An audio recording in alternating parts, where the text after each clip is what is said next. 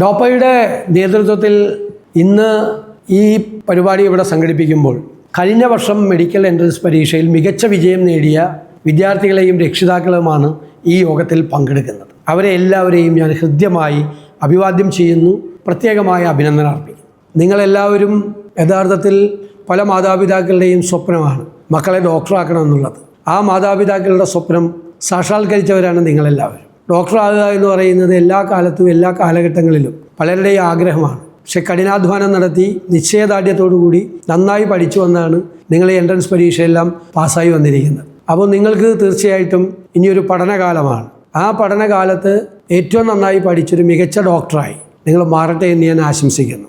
ഈ ഡിഗ്രി പാസ്സായാലും അതിനുശേഷമുള്ള പോസ്റ്റ് ഗ്രാജുവേഷൻസും അതിനുശേഷമുള്ള നിരവധിയായിട്ടുള്ള കോഴ്സുകളും എല്ലാം പാസ്സായി ഏറ്റവും മികച്ച ഒരു സ്പെഷ്യലിസ്റ്റായി മാറാൻ നിങ്ങൾക്ക് എല്ലാവർക്കും കഴിയണം. മാത്രമല്ല, നമ്മുടെ നാട്ടിൽ ഡോക്ടർമാരെ ദൈവത്തെ പോലെ കാണുന്ന ആളുകളാണുള്ളത്. കാരണം പലരുടെയും ജീവൻ നിങ്ങളുടെ കയ്യിലാണ്. അപ്പോൾ കൂടുതൽ ശ്രദ്ധാലുക്കളായി മറ്റുള്ളവരോടുള്ള താല്പര്യവും അവരോടുള്ള ഒരു ഹൃദയവിശാലതയും അവരെ ചേർത്ത് പിടിക്കാൻ, അവരെ രക്ഷപ്പെടുത്തണം എന്നുള്ള ആഗ്രഹവും എല്ലാമാണ് ഒരാളെ മികച്ച ഡോക്ടറാകുന്നത്. ആദ്യം വേണ്ടത്, എന്നോട് ചോദിച്ചാൽ ഞാൻ പറയും, ഒരു ഡോക്ടർക്ക് ആദ്യം വേണ്ടത് മനുഷ്യപ്പറ്റാണെന്ന് പറയും. ഒരു രോഗിയെ കണ്ടാൽ എത്ര പാവപ്പെട്ടവനായാലും സമ്പന്നനായാലും അത് തൻ്റെ രോഗിയാണ്.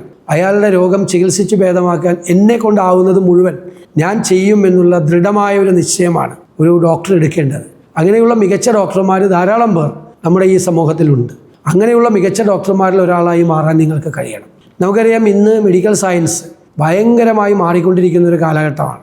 വലിയ മാറ്റങ്ങൾ ഉണ്ടായിക്കൊണ്ടിരിക്കുകയാണ്. ഞാൻ എപ്പോഴും പറയും, യുവാൽ നോവ ഹരാരയുടെ പുസ്തകത്തിലൊരു കോട്ടിങ് ഞാൻ എപ്പോഴും ആവർത്തിച്ച് പറയും. കാരണം അദ്ദേഹം ചോദിക്കുന്നുണ്ട്, ഈ കഴിഞ്ഞ നൂറ്റാണ്ടിൽ മനുഷ്യൻ്റെ ആയുസ് എത്രയായിരുന്നു എന്ന്. കഴിഞ്ഞ നൂറ്റാണ്ടിൽ മനുഷ്യൻ്റെ ആയുസ് 35-40 വയസ്സായിരുന്നു. ഈ നൂറ്റാണ്ടായപ്പോഴേക്കും അത് 75-80 ഇരട്ടിയായി. എന്തുകൊണ്ടാണ് ഇരട്ടിയായത്?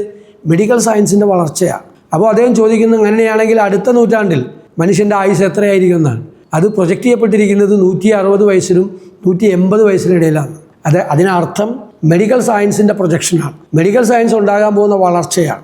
ലോകത്തെല്ലായിടത്തും ഗവേഷണ സ്ഥാപനങ്ങളിലും പരീക്ഷണശാലകളിലും ആശുപത്രികളിലും എല്ലാം ഒരുപാട് ഗവേഷണങ്ങൾ നടക്കുകയാണ്. ഇന്ന് ആർട്ടിഫിഷ്യൽ ഇൻ്റലിജൻസിൻ്റെ കാലമാണ്. ആർട്ടിഫിഷ്യൽ ഇൻ്റലിജൻസിൻ്റെ സഹായത്തോടു കൂടി രോഗനിർണയം നടത്താനും ചികിത്സിച്ചു ഭേദമാക്കാനുമുള്ള പുതിയ പരിശ്രമങ്ങൾക്ക് ലോകത്തെല്ലായിടത്തും തുടക്കമിട്ട് കഴിഞ്ഞു. വലിയ മാറ്റങ്ങളാണ്.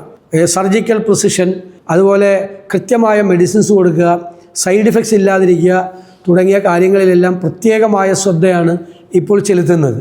മാത്രമല്ല, പ്രായമായ ആളുകൾക്ക് രോഗം വന്നാൽ എങ്ങനെയാണ് അവരെ അഡ്രസ്സ് ചെയ്യേണ്ടത്, ഒരുപാട് കാര്യങ്ങൾ. ഇപ്പോൾ തളർന്നു കിടക്കുന്ന ഒരാളെ എങ്ങനെ എഴുന്നേൽപ്പിച്ച് നടത്താൻ പറ്റും, അതിനുള്ള റീഹാബിലിറ്റേഷൻ സെൻ്ററുകൾ ലോകത്ത് എല്ലായിടത്തും ആരംഭിക്കുകയാണ്.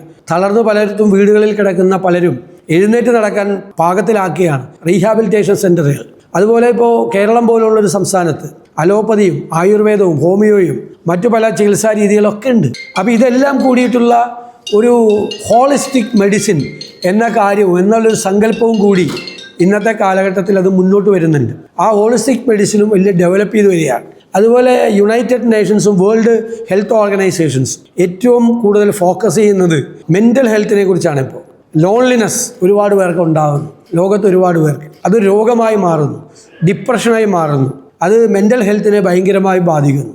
സ്ട്രെസ്സും സ്ട്രെയിനും മാനേജ് ചെയ്യാൻ കഴിയാത്തവർക്ക്, ഓവർ ലോഡറായിട്ടുള്ള ആളുകൾക്ക്, കൂടുതൽ പ്രഷർ ഉള്ളവർക്ക്, അവർക്കെല്ലാം മെൻ്റൽ ഡിപ്രഷൻ വരുന്നു. അപ്പോൾ മെൻ്റൽ ഹെൽത്ത് ഏറ്റവും പ്രധാനപ്പെട്ടതാണ്. നല്ല ശാരീരികവും അതുപോലെ മാനസികവുമായ ആരോഗ്യമുള്ള ഒരാൾക്ക് മാത്രമാണ് നല്ലൊരു ഔട്ട്പുട്ട് കൊടുക്കാൻ പറ്റുള്ളൂ. അങ്ങനെ നമ്മൾ മൂഡ് ഓഫ് ആണ്, നമ്മളാകെ ഡൗൺ ആണ് എങ്കിൽ നമുക്ക് നന്നായി പെർഫോം ചെയ്യാൻ പറ്റില്ല. ഏത് പ്രൊഫഷനിലാണെങ്കിലും നമ്മൾ ശാരീരികമായി വീക്കാണെങ്കിലും മാനസികമായി വീക്കാണെങ്കിലും നമ്മുടെ പെർഫോമൻസിനെ അത് ബാധിക്കും. അപ്പോൾ എല്ലാ തരത്തിലുള്ള ആളുകളുടെ ശാരീരികവും മാനസികവുമായ ആരോഗ്യത്തെ ഏറ്റവും നല്ല രീതിയിലാക്കി മാറ്റിയെടുക്കാൻ വേണ്ടിയുള്ള ചർച്ചകൾ നടക്കുകയാണ്. സ്ത്രീകൾക്ക് വേണ്ടിയിട്ടുള്ള മെഡിസിനെ കുറിച്ചുള്ള പ്രത്യേകമായ ചർച്ചകൾ നടക്കുകയാണ്. മെനോപോസ് ബ്രെയിൻ എന്ന് പറയുന്ന വളരെ പ്രധാനപ്പെട്ട ഒരു പുസ്തകം ലോകത്ത് ഇറങ്ങിയിരിക്കുന്നു. സ്ത്രീകളെ സംബന്ധിച്ച്, അവരുടെ അനാറ്റമി സംബന്ധിച്ച്, അവരുടെ ശരീരശാസ്ത്രത്തെ സംബന്ധിച്ച്, അവർ നേരിടുന്ന പ്യൂബർട്ടി, അവർ നേരിടുന്ന പ്രഗ്നൻസി, അതുപോലെ പെരിമെനോപോസ്, മെനോപോസ്, പോസ്റ്റ് മെനോപോസ്. ഇത് പുരുഷന്മാർക്കുള്ള കാര്യമല്ല, സ്ത്രീകൾക്ക് മാത്രമുള്ളതാണ്. അപ്പോൾ അവരുടെ മെഡിസിൻസ്, ഇപ്പോഴുള്ള മെഡിസിൻസ് മതിയോ? ഇപ്പോൾ മെൻ ഓറിയൻറ്റഡ് ആയിട്ടാണ് മെഡിസിൻസ് കണ്ടുപിടിച്ചിരിക്കുന്നത്. അപ്പോൾ സ്ത്രീകൾക്ക് വേണ്ടിയിട്ടുള്ള പ്രത്യേക മെഡിസിൻസ് വേണ്ടേ? പുരുഷന്മാർക്കുള്ള ഭക്ഷണം തന്നെയാണ് സ്ത്രീകൾക്ക് കൊടുക്കുന്നത്. സ്ത്രീകളാണ് പല സ്ഥലത്തും ഭക്ഷണം ഉണ്ടാക്കുന്നതെങ്കിലും അതൊക്കെ ഒരു പാട്രിയാർക്കൽ സൊസൈറ്റിയിൽ ഭക്ഷണം ഉണ്ടാക്കി വന്നതാണ്. അപ്പോൾ ഭക്ഷണം, ചികിത്സ, മരുന്ന് ഒക്കെ പുരുഷനും സ്ത്രീക്കും ഒരുപോലെ മതിയോ എന്നൊക്കെയുള്ള വലിയ വിശദമായ ചർച്ചകൾ ആരോഗ്യരംഗത്ത് നടക്കുകയാണ്. വലിയ ചർച്ചകൾ, ഒരുപാട് പുസ്തകങ്ങൾ അതുമായി ബന്ധപ്പെട്ട് ഇറങ്ങുന്നു, ഒരുപാട് പരീക്ഷണങ്ങൾ നടക്കുന്നു, ഗവേഷണങ്ങൾ നടക്കുന്നു. അപ്പോൾ ഒരു നോളജ് അപ്ഡേറ്റ് ചെയ്യുക എന്നതായിരിക്കണം നിങ്ങളുടെ ഏറ്റവും മുമ്പിലുള്ള വെല്ലുവിളി എന്ന് ഞാൻ കരുതുന്നു. നോളജ് എക്സ്പ്ലോഷൻ നടക്കുന്ന കാലത്ത്, പ്രത്യേകിച്ചും മെഡിക്കൽ സയൻസിൽ ഉണ്ടാകുന്ന ഏറ്റവും പ്രധാനപ്പെട്ട അറിവുകൾ അത് അപ്ഗ്രേഡ് ചെയ്യാൻ വേണ്ടിയിട്ടുള്ളൊരു ശ്രമം കൂടി നിങ്ങൾ നടത്തണമെന്ന് ഞാൻ വിനയപൂർവ്വമായി അഭ്യർത്ഥിക്കുന്നു. എന്തായാലും ഈ സ്ഥാപനം ABCD എന്നുള്ള പരിപാടി നേരത്തെ നടത്തിയിട്ടുണ്ട്. Anybody can be A doctor എന്ന് പറയുന്ന പരിപാടി, ബേസിക് ലൈഫ് സപ്പോർട്ട് എന്നുള്ള പരിപാടി, നിരവധി പരിപാടികൾ നടത്തി ശ്രദ്ധേയമായ ഒരു പ്രസ്ഥാനമാണ്. ഇനിയും ഒരുപാട് കാര്യക്ഷമമായ പ്രവർത്തനങ്ങൾ നടത്തി നമ്മുടെ നാട്ടിലെ മികച്ച ഡോക്ടർമാരെ ഉണ്ടാക്കാൻ, അവർക്ക് നല്ല സപ്പോർട്ട് കൊടുക്കാൻ, അവരെ നല്ല രീതിയിൽ പ്ലേസ് ചെയ്യാൻ ഒക്കെ കഴിയുന്നൊരു വലിയ പ്രസ്ഥാനമായി ഡോപ്പ മാറട്ടെ എന്ന് ഞാൻ ആശംസിച്ചുകൊണ്ട് എൻ്റെ വാക്കുകൾ ചുരുക്കും.